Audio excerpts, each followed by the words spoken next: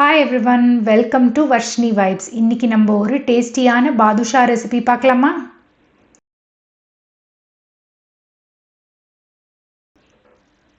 So இதுக்கு தேவையான பொருள் மைதா மாவு, சர்க்கரை, பால், தயிர், பேக்கிங் பவுடர், வெண்ணிலா சுகர்.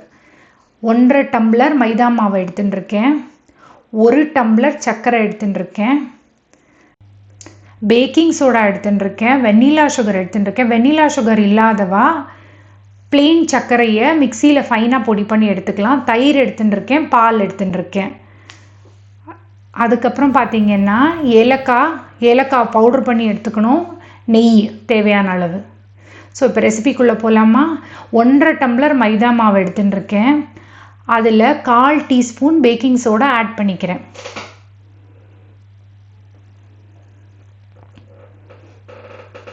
அதோட 1.5 டீஸ்பூன் வனிலா சுகர் ஆட் பண்ணிக்கிறேன். வெண்ணிலா சுகர் இல்லாதவா சர்க்கரையை பவுடர் பண்ணி ஆட் பண்ணிக்கலாம். இது கூட நெய் ஆட் பண்ணிக்கிறேன்.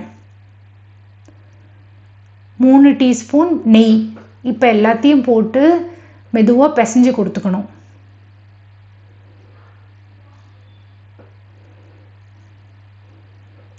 இதில் இப்போ தயிர் ஆட் பண்ணிக்கணும். நம்ம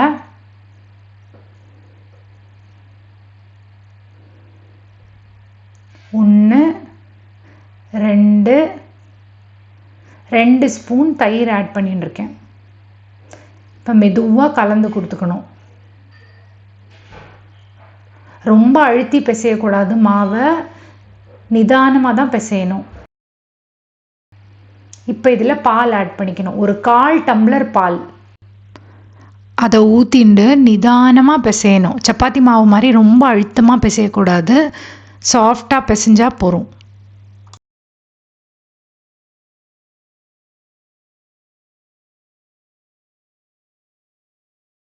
ஸோ இப்போ நான் பிசைஞ்சதுக்கப்புறம் இந்த மாதிரி மாவை கிழித்து சேர்க்கணும். ஸோ இப்போ நல்லா பிசைஞ்சு ஒரு ஓரமாக மூடி போட்டு வச்சிட போகிறேன். 1 டம்ளர் சர்க்கரையை 1/2 டம்ளர் தண்ணியில் கொதிக்க விடுறேன். இது என்னென்னா நம்ம குலாப் ஜாமுன் பதத்துக்கு கொதிக்க விடணும். ஜஸ்ட்டு பிசு பிசுன்னு இருந்தால் போதும். கம்பி பதம் வரணும்னு அவசியம் இல்லை. பிசு பிசு பதம் நல்லா வந்துடுதுனாலே நம்ம அடுப்பை ஆஃப் பண்ணிடலாம். உங்களுக்கு வேணும்னா இதில் 5-6 ட்ராப் லெமன் புழிஞ்சிக்கலாம். ஸோ தட் சர்க்கரை பாகு கட்டி தட்டாமல் இருக்கும். வந்துடுத்து என் விரலில் பார்த்தீங்கன்னா அந்த சர்க்கரை கொஞ்சம் திக்காகி பிசு பிசுன்னு இருக்குது.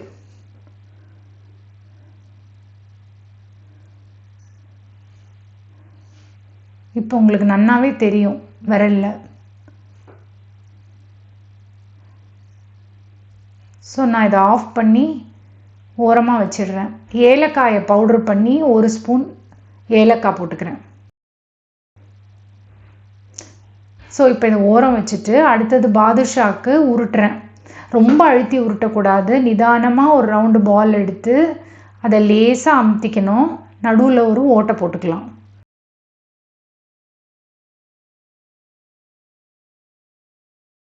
உங்களுக்கு வேணும்னா ஒரு ஃபோர்க்கால 4 டைரக்ஷன்லேயும் நீங்கள் குத்திக்கலாம். எண்ணெய் நல்லா உள்ளே இறங்கி வேகிறதுக்குன்னு இங்கே காமிச்சிருக்கிற மாதிரி. ஸோ இப்போ எண்ணெயை நிதான சூட்டில் நான் ரெடி பண்ணுறேன். ஸோ எண்ணெய் ரொம்ப சூடாக இருக்கக்கூடாது.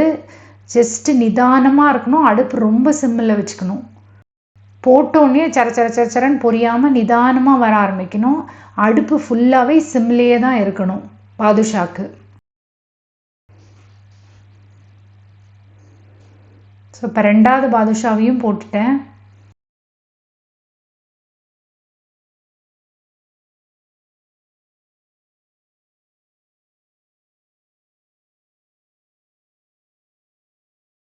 ஸோ இது கொஞ்சம் கோல்டன் ப்ரௌன் ஆனால் விட்டு திருப்பி விட்டுக்கலாம். நம்ம திருப்பி விட்டு ரெடியான விட்டு எடுத்துடலாம். நல்லா கோல்டன் ப்ரௌன் கலரில் இருக்குது. அடுப்பு ஃபுல்லாகவே சிம்மிலேயே தான் இருக்கணும். இதை எடுத்து ஃபஸ்ட்டு நான் ஒரு பிளேட்டில் எடுத்து வச்சுக்கிறேன். அதுக்கப்புறம் சர்க்கரை பாகில் நான் ஒரு 60 செகண்ட்ஸ் கழிச்சோ இல்லை 2 நிமிஷம் கழிச்சோ சர்க்கரை பாகில் போட்டு டிப் பண்ண போகிறேன். சர்க்கரை பாகில் 10 மினிட்ஸ் இருந்தாலே போதும். சர்க்கரை பாகு எடுத்து நல்லா பாதுஷா மேலே நல்லா ஊற்றி விடணும், அது நல்லா ஊறுறதுக்கு. 10 மினிட்ஸ் ஆனால் விட்டு ஒவ்வொரு பாதுஷாவாக எடுத்து நீங்கள் டப்பாவில் போட்டு வச்சுட்டுடலாம்.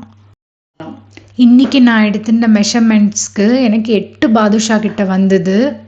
கண்டிப்பாக ட்ரை பண்ணி பாருங்க, டேஸ்டியாகவும் ஜூஸியாகவும் இருக்கும்.